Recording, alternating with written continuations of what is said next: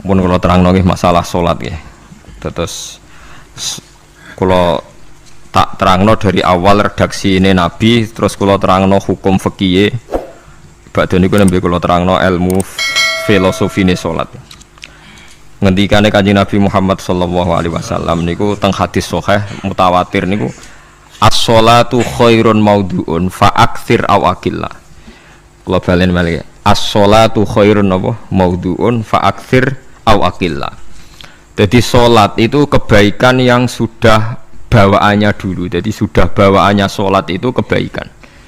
Maudhu itu sesuatu sing asli. Pokoknya sholat itu mesti api. Sebab niku ngendikane Nabi cek kue ngekeh-ngekehno jumlahe sholat, cek jumlahe nopo sih? Dalam konteks artinya sholat fardu karuan nggih, kaifiyahe karuan, aturane karuan. Terus sholat ini wonten disebut an-naflul mutlak atau sunat mutlaqah. An-naflul mutlak atau sunat mutlaqah itu pantangannya hanya 3, enggak boleh ba'da subuh hatta tatlu asyamsu sampai srengenge napa meletek. Enggak oleh pas waktu zawal. Nggih niku antarane mriki pinten nak dhuwur nggih? 12:05 menit nggih. Wis pokoke meh dhuwur niku mboten angsal. Iki jenenge wektu napa? Zawal. Terus nomor 3 ba'da asar nganti napa? Surupe napa? Srengenge. Larangan 3 salat ini bisa dibatalkan kalau ada sebab yang mukorin, misalnya bar ngasar kok ana wong mati, berarti kita angsal sholat napa jenazah. Utawa kue bar subuh mlebu masjid terus dhe wudu, niku ana ulama sing darani tetep sholat tahiyat napa masjid, mergo sebabe nggih dukhulul masjid. Jadi hanya ada pantangan niku wau. Niki rungokno tenan nggih. Nah terus yang menjadi kontroversi mulai zaman ulama ngantos sakmangke itu kaifiyah kados traweh. Wis ora usah tersinggung niki ilmu. Teng riwayat-riwayat Bukhari Muslim Nabi nu nak witir itu 9 rakaat. Lam yakut min hunna fi akhirihinna illa wahidan. Di Nabi nate salat witir itu 9 rakaat enggak duduk sama sekali, mau terakhir duduk pas ke-9 terus salam. Nah, sebagian riwayat Nabi memotong sholat itu sholatul laili masna berarti 2 8 terus 1 witir. Niki rungono tenan. Sehingga ketika ada sholat tarawih yang 4 rakaat tanpa tasyahud, sebetulnya secara fikih pasti kita sepakat sah. Karena kalau 4 rakaat tanpa tasyahud pertama, kenapa kita katakan sah? Karena Nabi malah pinten songo, luwih seru to nggih. Mboten ini karena yang menjadi kontroversi. Nah, dan tidak satu pun ulama di dunia yang mengatakan tasyahud awal itu wajib.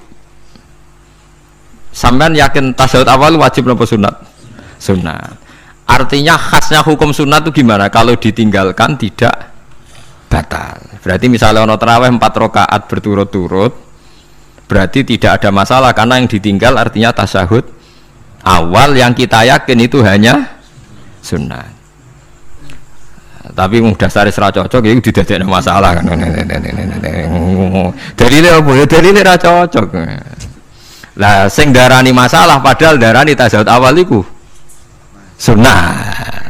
Kowe salat zuhur tasyahud awal sunat atau wajib? Sunat. Nak sunat tuh khas ya, ditinggal batal lho ora? Mboten. Tapi nak sing ra cocok ya batal. Ya hukum ngono, cocok ra cocok. Mboten iki kula terangno hukum. Nah, tarawih itu yang kontroversi niki teng kitab Majmu' karangan Imam Nawawi. Ya akal-akalane tiang-tiang niku. Kula nganti sakniki kan mboten nate ngimami, tapi nggih tak kandhani imam. Supaya ke niat ngakali pangeran. Tapi pangeran bakali ya ora kena. Ngeten, ini dawuh Imam Syafi'i. Tarawih itu kalau terakhir kan pinten 3 rakaat ya. Kan 2 rakaat dulu. Lalu pas 2 rakaat itu pas witir, yang witir kok tarawih. Yang terakhir witir 3 rakaat itu 2 rakaat sampai niatnya witir napa? Witir. Setelah 2 rakaat sampai salam ndak? Salam. Itu menjadi sholat teraneh di dunia. Karena kue muni witir tapi jumlahnya 2. Nah, itu sholat teraneh napa di dunia. Terus sampean muni ngene, mboten Gus maksud kula niku telu tapi lurus sik. berarti kayak kudu nerangno pangeran, kudu kamu pangeran kayak penjelasan. Gusti ini 2 sementara loh, nanti ada. Karena jika Tuhan tidak kamu kasih penjelasan, akan aneh kan disebut witir, tapi rokaatnya 2. Maka kamu harus niatnya, Gusti ini cicilan witir.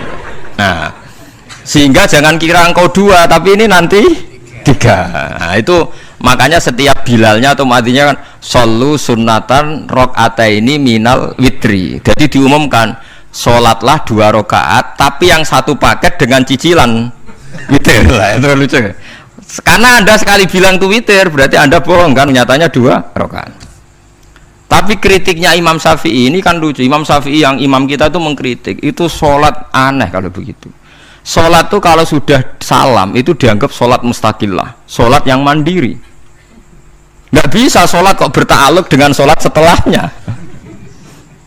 Sholat itu kalau sudah dimulai takbir, diakhiri salam ya selesai dan menjadi sholat yang mandiri. Nggak bisa sholat yang mandiri nih, engkau nasibku ngenteni yang 1 itu iso sholat nanti selesai yo, selesai. Sebab itu seharusnya witir agak resiko ya 2 rakaat langsung tasahud awal, engkau terus tambah 1 rakaat, kados mirip maghrib lah, mirip apa? Maghrib. Tapi itu kan masalahnya tidak populer juga. Nah itu. Akhirnya diakali wa shollu sunatan minal witri nggih. Tembriki ono minal witri kan?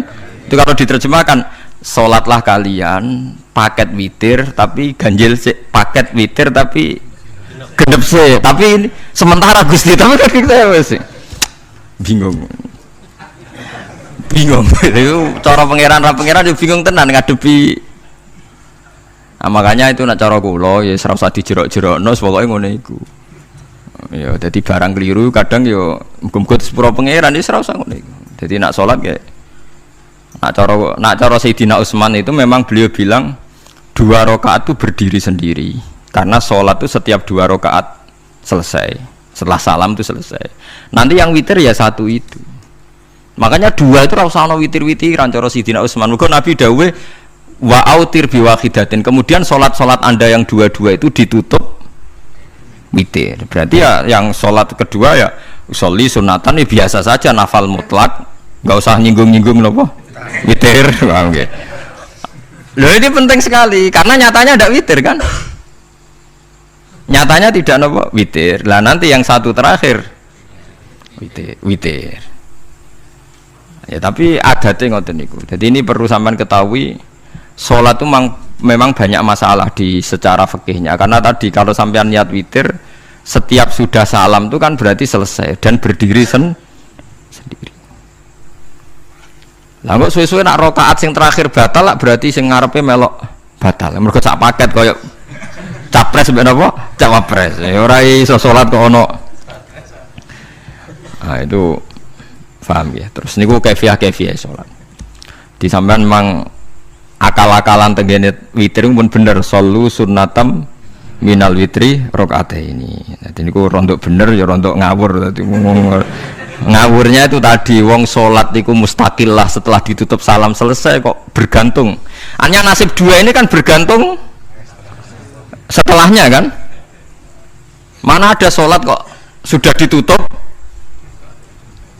berkaitan. Mulane kula niku nak witir ya ora tau tak niati witir. Wong kula ora cocok mbek pengumuman niku ora pati cocok. Tapi kan kula makmum, ora malah dihisab kan cara salah ya.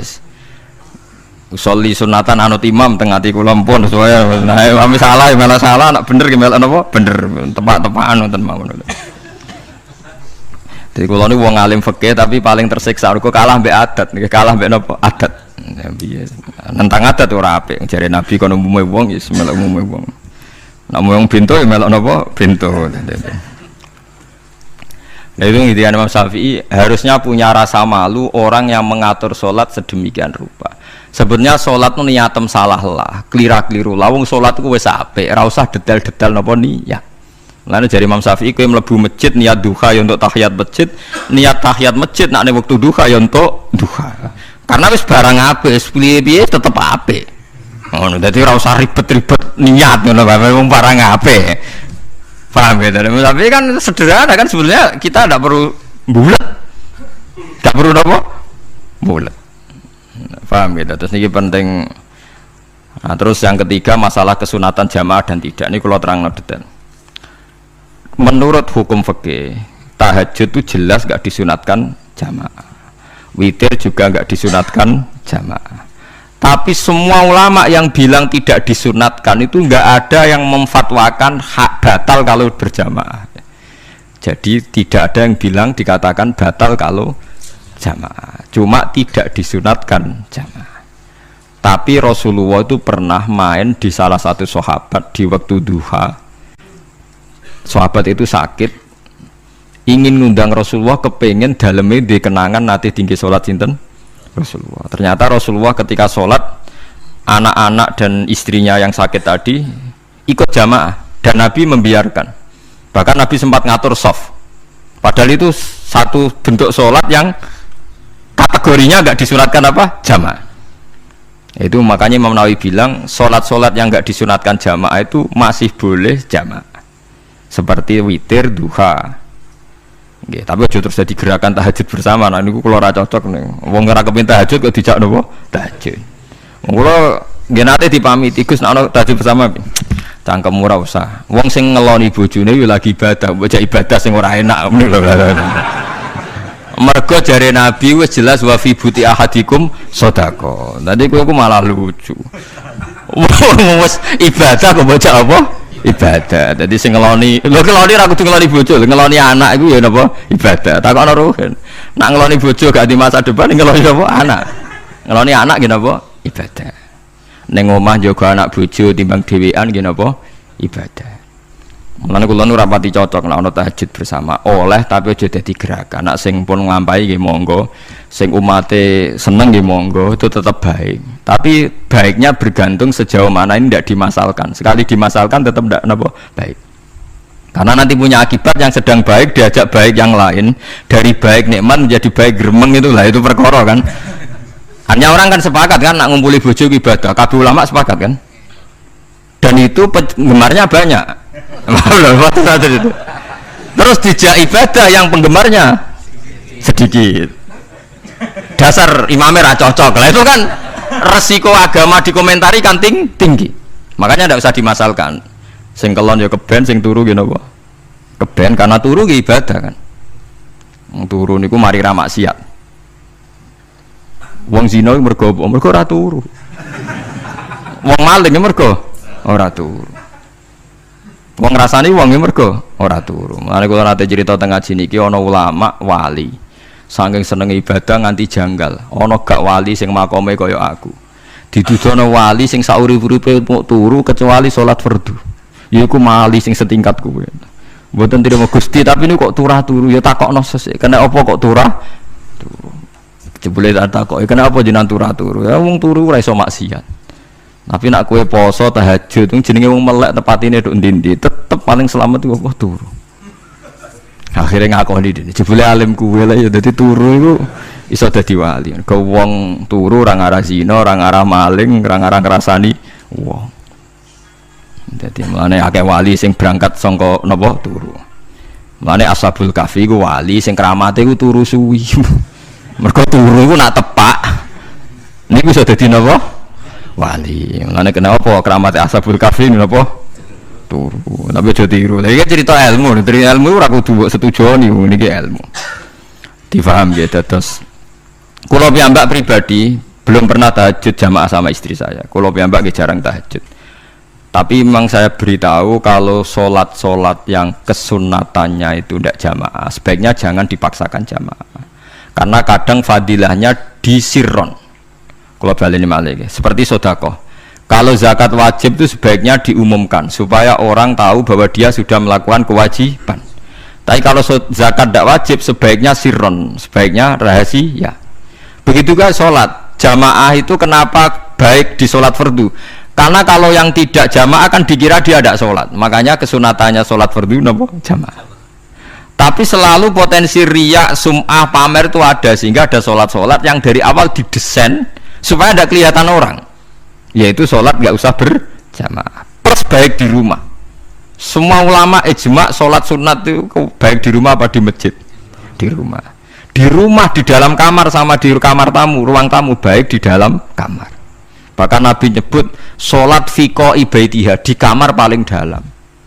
Nah, bagaimana mungkin sholat yang sudah didesain siron begini, misalnya kayak tahajud, disunatno bengi-bengi ben ra wong roh, disunatno ning jero kamar ben wong ra roh.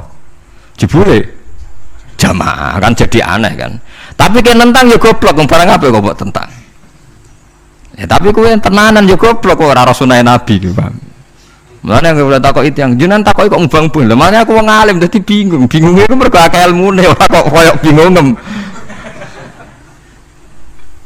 Ya tapi sing jelas peminat ibadah kelon itu lebih banyak. Ini mau saya mesti ini. Karena Anda harus sepakat kan kelon itu apa? Ibadah. Kita sepakat kan. Dan itu peminatnya banyak. Itu sekali ada pengganggu pasti dikomentari tidak baik. Padahal pengganggu nih ngajak tahajud. Itu akhirnya kan tahajud jadi korban dikomentari gara-gara penggang. Nah itu yang saya tidak senang. Dieling-eling. Yang keempat ini makom saya tapi jangan sampai tiru. Ada torikoh namanya Mulamatiyah yang pernah disebut di mana ya Mulamatiyah. Orang yang mau coba Malamatiyah. Ada ulama itu seumur-umurnya itu tidak pernah sholat qobliyah ba'diyah. Tapi jangan tiru, kalau ngomong saya ulang-ulang jangan tiru. Nah, kalau sering tiru, buat nanti sholat qobliyah.